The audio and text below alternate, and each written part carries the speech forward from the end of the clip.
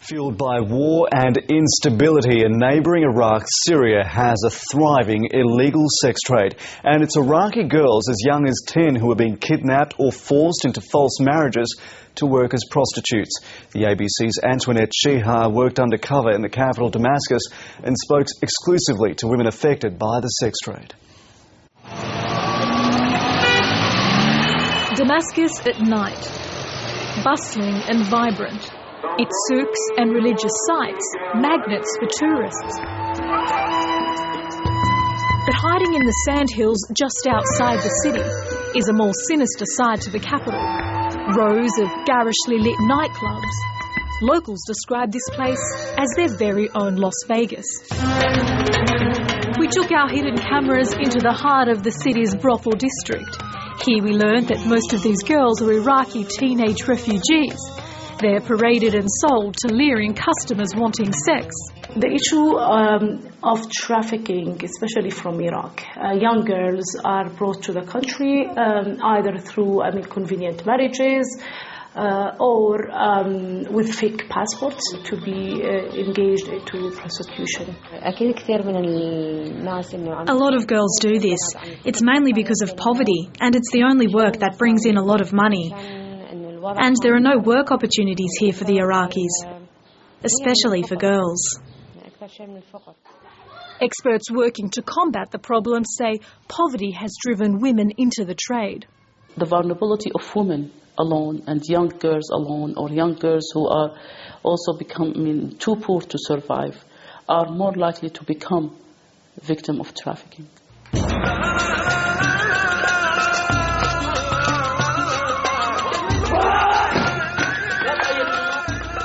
Syria has the largest Iraqi refugee population in the world, and they usually end up in urban slums like this one, Sayda Zainab, just outside the nation's capital.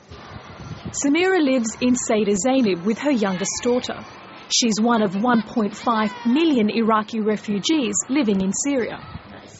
5 years ago, in war-torn Iraq, she struggled to provide for her disabled husband, son and 3 daughters. I worked and bought things while he just got drunk and beat me. We were hungry and poor. I wanted to save them from their father and from hunger.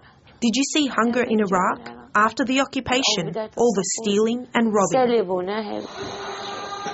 Desperate, she married off her 2 older girls, aged 14 and 10, to brothers who were several years older. But soon after the wedding, she learnt her daughters were being taken to Syria on false passports. Soon after, 3 days or a week, I came to Syria. I found them and went to them. During the day, I saw everything normal, but at night, I saw all this makeup on my daughters. And not only my daughters, but 2 other girls as well. They were beaten time after time. In Damascus, Samira discovered that her daughters lived with other young Iraqi girls. Their house was frequented by groups of men until the early hours of the morning. Often, eldest daughter Iman would leave and not return until dawn. She told me they take them out, for money, to the farms with men from the Gulf. There were Saudis and others. They'd take them to the farms, and then they would dance and then sleep with them. I swear to God. And one of the men would take the money. I couldn't talk anymore. I was sick, stunned. Samira went to the Syrian authorities, but they turned her away. Within days, the traffickers had moved, taking the girls with them. The older girl managed to escape back to Iraq, but 10-year-old Rajette wasn't so lucky. She was on-sold to traffickers.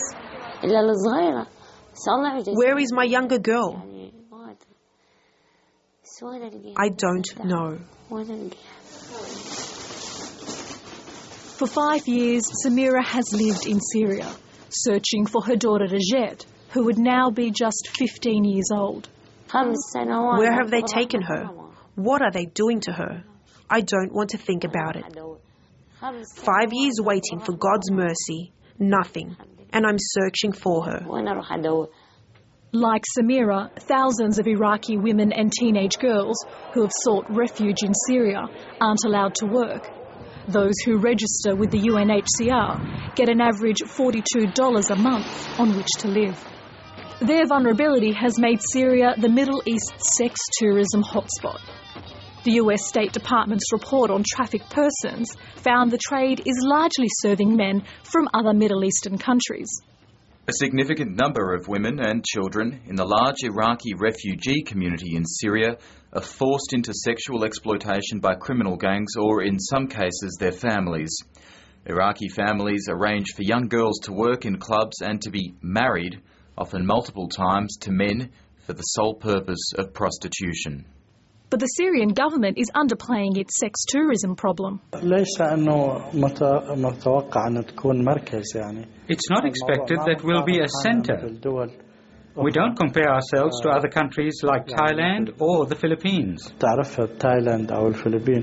Nevertheless, the government has passed tough new counter-trafficking laws, providing heavy prison sentences and fines, and for the first time, not charging trafficked women with prostitution. But I reiterate that for us prevention is more important than the cure. Syria, out of its care to combat this phenomenon before it happens or before it spreads widely, has enacted this law. Dr. Ibrahim Deraji, a legal expert on counter-trafficking in the Middle East, helped draft the new law. First, this law provides special protection for women and children. This law makes criminal penalties stricter as never before and imposes very high monetary penalties as well. At the moment, this law faces a challenge of implementation. There hasn't been a single trafficking conviction since the laws were passed in April. It comes as no surprise to Iraqi refugee sisters Rula and Muna, who now live in a safe house in Damascus. They're too scared to talk to police about their terrifying experience. Earlier this year, 2 Iraqi women dressed in burqas forced their way into the girls' small Damascus apartment, held knives to their throats and demanded they work for them as nightclub dancers. She said, "We want you to work with us." I asked what kind of work, but from her manner, "You are pretty girls. I will have you do work that will bring you a lot of money." The way she talked, and she said words that are dirty words. Luckily, they managed to flee their kidnappers. If I see these 2 women, and I hope not to see them, killing them would be too little. We were saved from them, but surely some others fell into their hands. So why didn't the girls go to the police? They threatened us. "If you tell the police, we will bring men into your house." So I think that they were watching our movements. Well, we are girls, Iraqis, and living by ourselves. So how can I go and report it to the police? Sometimes they become victim of trafficking by people who are close to them. And to come forward, they are afraid the consequences of such fact. And a lot of women who are victims of trafficking, they're not aware of this fact. Even if Iraqi girls manage to escape Syria's sex trade, where do they go? Their families have been torn apart, their homes in Iraq destroyed, or too dangerous to return to. Most Iraqi victims of trafficking are also refugees. When we deal with other victims of trafficking, we think, okay, we will help them. Muna and Rula say they can't go back to Baghdad. Their parents are living in Europe, but they have neither the money or approval to join them. As long as they remain refugees in Syria, the sisters can't live normal lives. They're confined to a safe house overseen by nuns and never go out in public alone. We feel reassured because we are with the nuns. But what's going to happen tomorrow? I don't know. We won't be so lucky next time round.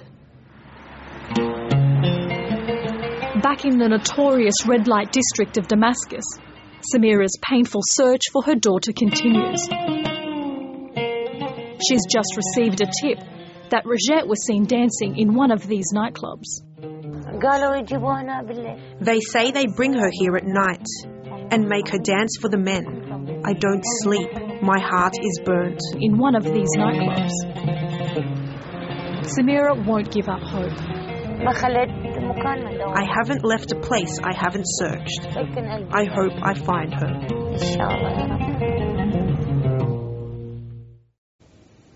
Antoinette Chiha with that report.